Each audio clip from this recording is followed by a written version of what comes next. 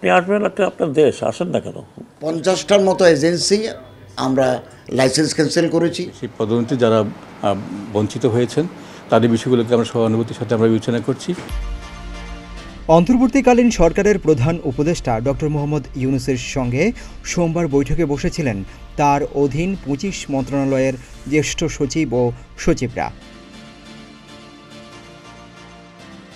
বৈঠক থেকে ফিরে জনপ্রশাসনের জ্যেষ্ঠ সচিব দুপুরে সচিবালয়ে সাংবাদিকদের বিভিন্ন প্রশ্নের জবাব দেন। সচিব জানান, সব মন্ত্রণালয় দ্রুত কার্যকর করার নির্দেশনা দিয়েছে প্রধান উপদেষ্টা। সচিব আরও বলেন, পদোন্নতি বঞ্চিত যারা হয়েছে তাদের বিষয়ে সিদ্ধান্ত নেওয়া হবে। বিসিএসে যাদের গেজেট আটকে দেওয়া হয়েছে তাদের বিষয়ে শিগগিরই নেওয়া হবে সিদ্ধান্ত।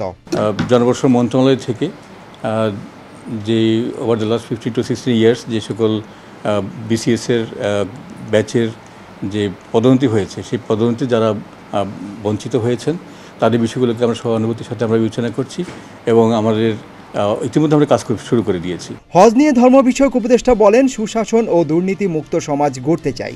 হজ ব্যবস্থাপনা সহজ করতে চাই যাতে কেউ প্রতারিত না হয়। কিছু এজেন্সি আছে যারা মানসম্মত সেবা দেয় না।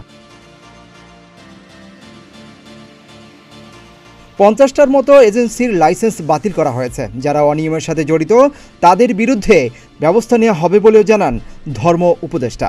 50টার মতো এজেন্সি আমরা লাইসেন্স ক্যান্সেল করেছি এবং তাদের জামানত বাজেয়াপ্ত করেছি যারা অনিয়মের সাথে যুক্ত।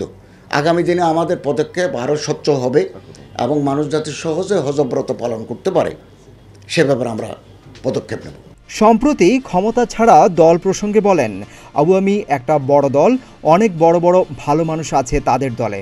আমি অনেকের নাম বলতে পারবো, অথচ তারা এখন পালিয়ে বেড়াচ্ছে।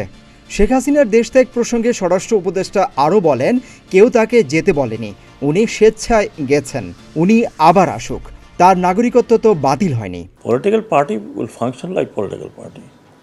আপনি তাকে দিয়ে একে দিয়ে গন্ডগোল করাবেন, আমি আসতেছি, আমি যাব। আপনি আসবেন, আপনার দেশ, আসেন না কেন? হু স্টপস ইউ?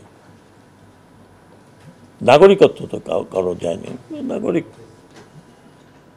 21 বছর প্রধানমন্ত্রী করেছেন, আপনি স্বেচ্ছায় চলে গেছেন, কেউ যেতে বলেন নাই।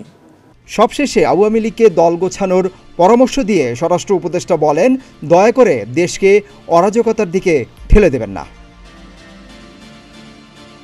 সিদ্দিকুর রহমান, রোমন, প্রতিদিনের বাংলাদেশ।